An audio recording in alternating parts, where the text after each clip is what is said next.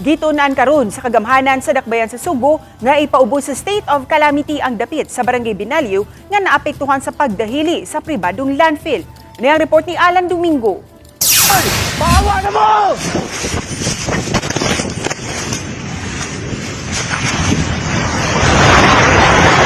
Kini ang video sa aktual nga pagdahili sa bukid sa basura sa Barangay Binaliw nga nakuha usab sa gihimong pakisusi sa mga rescuers gikan sa Bureau of Fire Protection. Kalit kaayo ang hitabo ug madungog pagani ang tingog sa usa ka lalaki nagsinggit nga ipapahawa ang mga tao. Samtang gitunan karon ni Mayor Nestor Archival nga ipaubos sa state of calamity ang dapit sa Barangay Binaliw nga direktang naepektuhan sa landslide aron magamit usab ang pundo alang sa kalamidad. Adunay 200 ka mga balay nga naa sa vicinity sa landfill apan distansya ra usab sa bukid sa mga basura. Ang kanang ditong area, calamity nga area is ka area where asa ang nahitabo.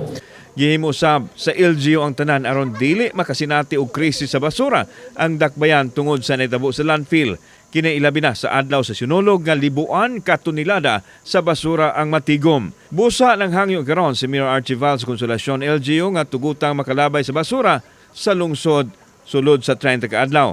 Laing gitanaw karon sa dakbayan ang lungsod sa Minglanilla. We were hoping that it would be positive because we only asking about maximum of 30 days lang.